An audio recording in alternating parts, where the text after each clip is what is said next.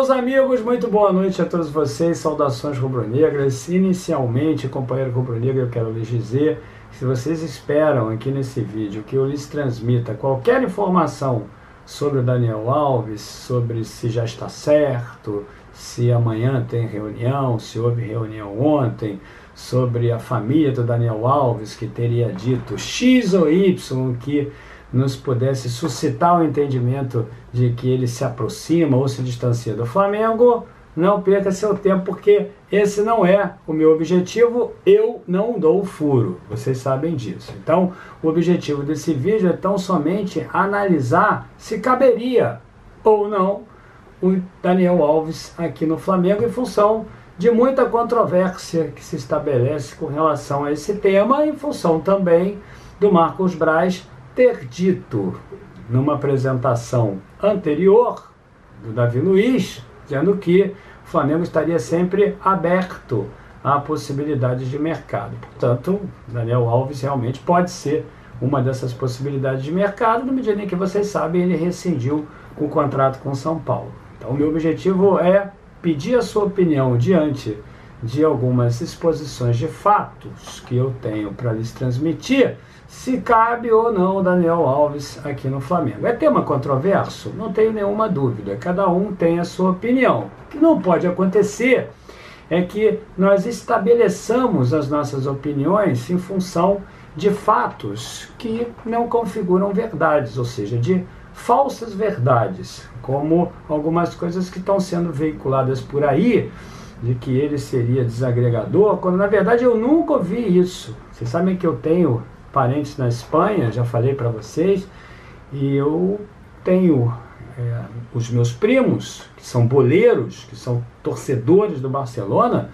e por lá o Daniel Alves ficou durante muito tempo, eles jamais ouviram falar sobre isso. Então não é uma informação de cocheira, é uma informação de família. Meus primos são barcelonistas convictos, eles nunca ouviram falar disso. Muito pelo contrário, eles disseram que ele sempre foi muito respeitoso com a torcida, com os treinadores, com os seus companheiros de grupo, que sempre o quiseram muito bem, mas de uma hora para outra, o Daniel Alves, que teve esse imbróglio com o São Paulo, cá entre nós, com razão, porque independente de valer ou não o salário que ele ganhava, o companheiro Daniel Alves assinou um contrato, São Paulo foi repatriá-lo e ele jogou pelo time. Então ele tem realmente que receber, parece que a dívida que o São Paulo tem com ele é muito alta. Em dado momento, essa relação ela exacerbou os limites que as duas partes entendiam como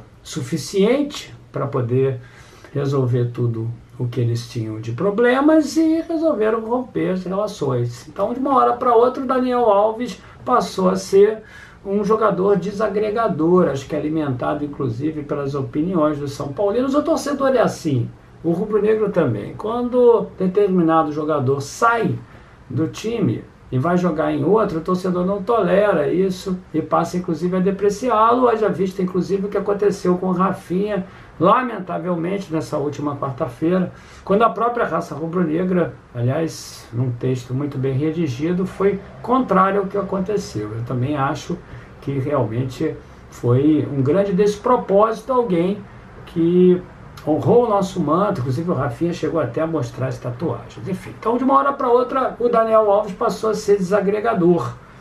E o Renato Gaúcho, fico eu aqui tentando entender o que pensa sobre essa situação, me leva a crer, pelo histórico do Renato, de recuperação, pelo histórico de bons relacionamentos que ele por toda uma vida cultivou, inclusive nas suas amizades pessoais, acredito eu que o Renato queira, sim, o Daniel Alves, o que iria configurar mais uma dor de cabeça para o Renato, mas que de fato todo treinador gostaria de ter. O Renato tem muitas. O Renato tem essa dor de cabeça agora com o Andreas, que está tentando se habituar no time do Flamengo nessa função de segundo volante. Eu já falei para vocês algumas vezes que acho isso um pouco difícil. Me parece que ele não tem alguns trejeitos característicos de um jogador dessa função. Acho que ele joga bem mais ali na frente, ele se sente melhor com a bola, tem essa dor de cabeça com o Kennedy, positiva, claro, o Kennedy amanhã está relacionado, entraria no lugar de quem? Entra pela direita, pela esquerda, a dor de cabeça que ele tem com o Michael, que agora está muito bem, mas vai voltar o Bruno Henrique, mas também tem o Vitinho ali para poder substituir o De Arrascaeta, enfim, tem o Pedro, escala o Pedro junto com o Gabriel ou não, como o Flamengo pode aproveitar o Pedro. Tem a controvérsia dos goleiros também, do Diego Alves, bota o Diego Alves, o Gabriel, uma outra parte da torcida como eu, que é o Neneca, enfim, são dores de cabeça, meus amigos, que naturalmente qualquer treinador tem que ter. Mas eu acho que devo comentar com vocês aqui algo que eu li essa semana e que eu achei muito inteligente. O companheiro Sildman, lá do grupo do Telegram, ele já fez algumas lives conosco aos sábados, uma pena que não tem podido, porque é muito inteligente. Ele fez um comentário ali que eu concordei plenamente, ele tecendo ali aquilo que ele imaginava sobre o Daniel Alves. O Daniel Alves é muito experiente, ninguém pode negar. O Daniel Alves é um grande jogador, independente da idade, acho que também ninguém nega. Obviamente tem um que prefere um e outro, enfim, mas o Daniel Alves sempre se destacou muito nos times pelos quais ele jogou, inclusive no São Paulo.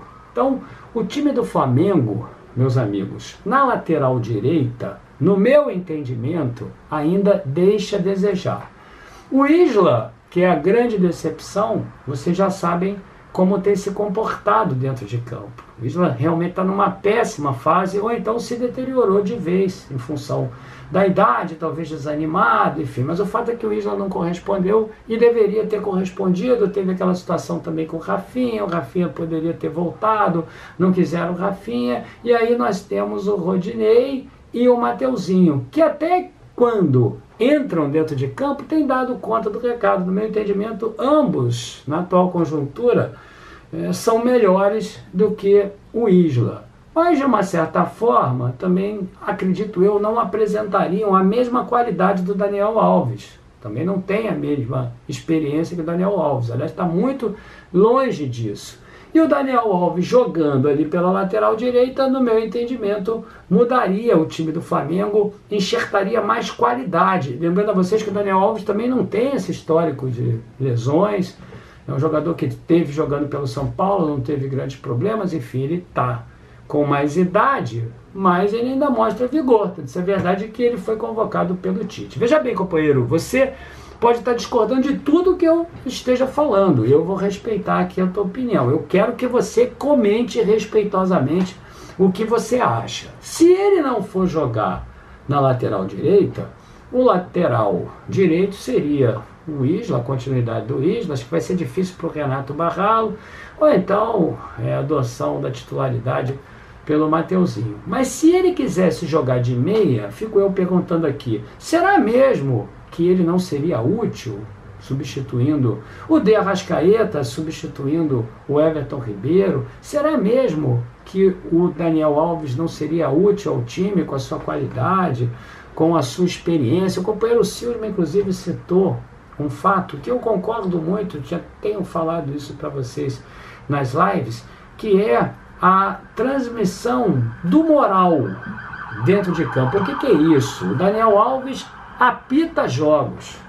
Vocês se recordam da nossa ira o ano passado com ele apitando jogos contra o Flamengo. Ele é muito experiente, ele sabe fazer, já fez isso por várias vezes. Você aí, companheiro rubro-negro, pode estar dizendo, mas o Gil está litigando o antifutebol. Não é isso, é algo que é intrínseco ao futebol, a qualquer esporte coletivo, e os atletas mais experientes são sempre muito bem-vindos, porque eles têm muita responsabilidade e eles acabam sendo muito importantes, que é uma coisa que está faltando hoje no Flamengo. Aquela pressão no árbitro, realmente está faltando. Não tem aquele elemento ali que pressione com altivez. Quem faz isso, quem costuma fazer isso é o Diego. E é por isso que o Diego toma inúmeros cartões. Mas o Diego não está no jogo durante toda a competição, ou seja, ele sai eventualmente, como agora, por exemplo, está lesionado, está se recuperando, e quem é que faz isso dentro de campo? Diego Alves poderia fazer, só que o Diego Alves também, ele amaina muitas situações e fica lá no gol, fica lá atrás, não tem como ir lá apitar o jogo lá na frente, não tem como pressionar o árbitro lá na frente, não tem como baixar o moral daquele adversário mais impetuoso. Vocês estão entendendo? Ele conseguiu fazer isso, inclusive, com o Gerson, né? Aquela disputa dos dois foi muito boa. Ele ali com o Gerson, e eu fico pensando se o Daniel Alves não seria interessante também por isso. Eu concordo com o companheiro Silva, porque entenda uma coisa, quem é que faz isso lá? O De Arrascaeta não fala bem o português. O Gabigol, vocês sabem muito bem, pressiona o árbitro, mas o árbitro já tem a opinião preconcebida com ele. O Vitinho, de fato, não tem essa característica. O Everton Ribeiro, tímido, o Everton Ribeiro, com aquele jeito dele, não pode fazer isso. Realmente não pode. Não podia nem ser o capitão em outrora. Ele não tem essas características. Fico eu pensando aqui no Bruno Henrique, que também não tem propriedade, talvez verbal, talvez não escolha o momento apropriado para falar com o árbitro, e também tem uma flama de reclamão. Os árbitros também o conhecem e costumam ser severos com ele, apesar de que ele melhorou muito, mas também não tem ali essa expertise de fazer algo que o Rafinha fazia. O Rafinha fazia isso muito bem, pressionava muito o árbitro. O Rafinha, eu diria, até intimidava o árbitro, porque isso é muito importante, não é antijogo, isso é do jogo. Isso se transformou do jogo ao longo do tempo. Isso sem falar também que o Daniel Alves vê o jogo, né? O Flamengo tem uma dificuldade muito grande para poder substituir os nossos meias quando eles não podem jogar por meias de criação. Nós não temos isso. Acho que só o Diego que tem essa habilidade para poder criar. Nós não temos isso. Temos jogadores mais de força, temos jogadores técnicos, é verdade, mas que atuam no campo mais acelerando o jogo do que propriamente criando estratégias importantes para que nós possamos vencer. E o Daniel Alves, meus amigos, ele alia a experiência com a técnica. Ele consegue naturalmente, através da sua habilidade, criar situações muito importantes para os seus times. O companheiro voltou agora da seleção, teve uma boa participação. Naturalmente deve custar caro, eu sei que custa caro. O Flamengo está aí nessa reta final. Acho que o Flamengo poderia realmente, essa é a conclusão que eu chego, na medida de uma boa proposta, na medida em que seja interessante para o Flamengo, na medida em que o que o Flamengo vai gastar se encaixe dentro do planejamento do fluxo de caixa da nossa instituição, eu acredito sim que o Flamengo poderia trazê-lo. Importante, experiência, habilidade e ausência de jogadores que saibam criar. De fato, é mais velho, não é mais um dínamo, não é mais um motor, mas alguém que sabe jogar e que quando entra dentro do campo, meus amigos, costuma naturalmente fazê-lo com um mapa. Ele sabe exatamente para onde ele vai, ele sabe exatamente o momento no qual ele tem que despender mais energia. Então, considerando que realmente ele não seja um desagregador, considerando que ele não seja um jogador que venha para o Flamengo gastar uma exorbitância, eu acredito que pela necessidade do Flamengo de substituição dos seus meias por atletas de criação e também pela experiência, por aquilo que ele iria incorporar ao time, porque é, na atualidade, um dos jogadores mais experientes do futebol mundial, se não é o mais experiente do futebol mundial em atividade. Então eu acho que o Daniel Alves caberia sim como uma luva, não obstante não ter nenhuma informação se ele vem ou não, portanto eu não estou, como nunca dei, o furo aqui nesse canal. Queria desejar a vocês um bom sábado. Amanhã, domingo, dia do jogo, eu vou estar lá no jogo, 8h30, depois vou fazer uma live, mas antes disso, às 2h30 da tarde, eu vou fazer uma live aqui no canal de pré-jogo. Então, até 2h30 da tarde no domingo. Saudações rubro-negras a todos vocês, um bom sábado, opinem aí. A opinião de vocês é muito importante para mim. Grande abraço, saudações rubro-negros.